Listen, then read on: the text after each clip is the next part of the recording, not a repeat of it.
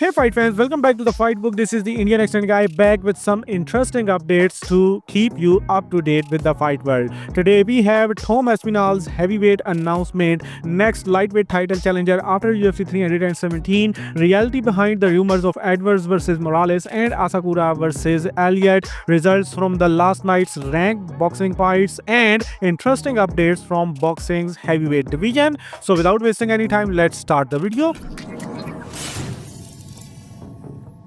Let's start it from Tom Aspinall's heavyweight announcement. He hints a heavyweight news coming soon via Instagram, and everyone started guessing his next opponent. Then he had to clarify that his upcoming news announcement is not fight related. He says that he is not gonna announce his fight as it is the UFC's job. Then in his own post's comment section, he started trolling, saying that he's gonna fight interim of the interim BMF heavyweight title next. Anyway, next report is about Paddy Pimblett, who shares his two-fight plan, which includes finish Justin Gaethje at UFC 321 for the #1 contender spot and then fight for the belt next year. But here is a twist. Justin Gaethje, according to Chael Sonnen, will not fight Arman Tsarukyan or Paddy Pimblett, etc. for the #1 contender spot. Chael says that Gaethje will only fight the winner of Charles Oliveira versus Ilia Topuria. Chael also says he may get his wish. If Uncle Chael is speaking truth, then you know you are gonna get Paddy Pimblett versus Arman Tsarukyan next. Anyway, we have Erin Blanchfield, who is taking on Maycee Barber this weekend in an unofficial title eliminator bout for the flyweight championship. She is concerned that whether or not Maycee Barber actually shows up at UFC Vegas 107 because she is someone that has pulled out of fights pretty frequently. Talking about the potential champ versus champ fight in Zhang Weili versus Valentina Shevchenko, she doubts Weili finds success at flyweight. She doesn't see the strawweight champion to become even a top 5 in the flyweight division. Anyway, next we have Muhammad Mokaev, who said in his latest interview that Dana White was not involved in releasing him from the UFC, it was the matchmakers. He says he will work on improving his striking, and if the fans wants to see him back, the UFC will re-sign him. He also says that he is financially set and can finish his career right now, which means if the UFC do not sign him back, you may get another big what if. Then we have Nate Diaz, who has an issue with the new generation of fighters taking shots at him. So he slams Bo Nickel, Justin Gaethje, and new generation of fighters in his recent podcast. Anyway, now let's talk about the rumored fights. First, we have an update from Leon Edwards versus Michael Morales at UFC 320, which I just told you yesterday. MMA Latino America revealed that Morales' manager confirmed to them that this fight has not yet been offered, and that although the UFC want to have Michael in action and they put other names on the table, none of them is Leon Edwards. So if they get this fight offered, they will probably take it, but as of now, this rumor is busted. Anyway, that rumor is busted, but the rumor of former flyweight title challenger Kai Asakura's return against number 10 ranked UFC veteran Tim Elliott has been confirmed. Yes, this fight is now official for UFC 319, headlined by DDP versus Khamzat.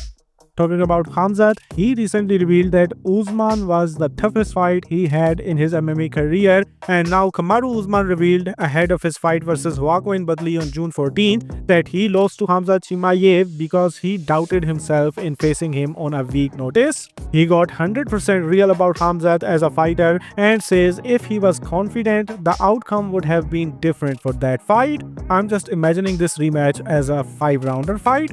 Anyway, that was all from the UFC. There was no other updates from the UFC world as of now. So let's move on towards the boxing world.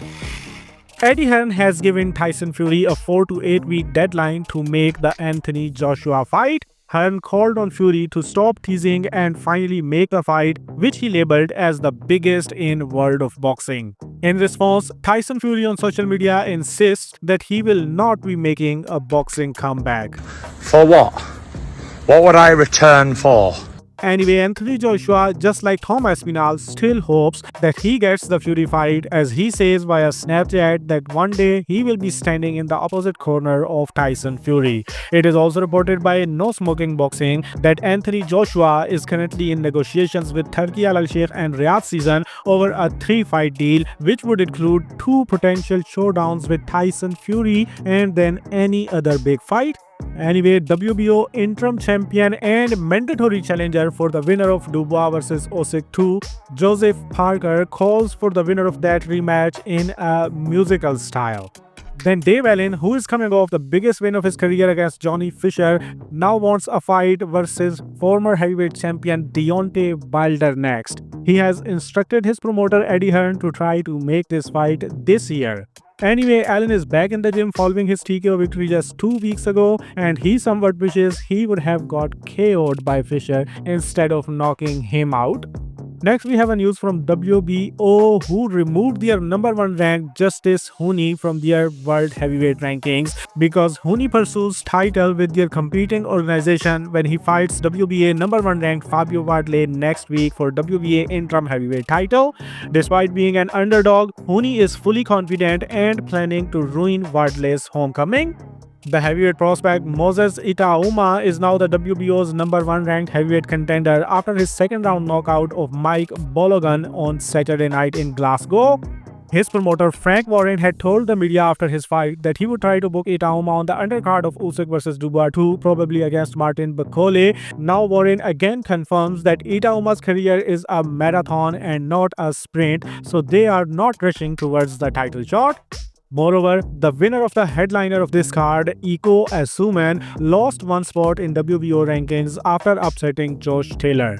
Taylor showed respect to his opponent after the loss, but Devin Haney disrespects Taylor as he was waiting patiently to take a shot in return at him. Then last news from this past weekend's fights, Ginjiro Shigioka, who failed in his attempt to get his belt back from Pedro Tarduran in Japan, has suffered an acute subdural hematoma and undergone brain surgery. The former IBF strawweight champion lost consciousness after the result was announced and remains unconscious in hospital under anesthesia. Definitely sad, but this is how dangerous boxing is. I hope he recovers. Now we move on to the ranked fights that happened last night. First, there was an interesting fight happened in Japan where WBC number 12 ranked lightweight Shu Utsuki gets a dominant round 5 TKO win over an unranked Chinese. And then in another big fight, Polish legend and number 5 ranked bridgeweight Krzysztof Włodarczyk once again showcased his incredible punching power at nearly 44 years of age, stopping number 1 ranked bridgeweight Adam Balski in the 10th round in an impressive fashion to become the new WBC interim world champion in the bridgeweight division in Kalisz, Poland. It was the 13th straight for the former cruiserweight champion, and he is now in line to be the first defense of the full champ Kevin Lerena.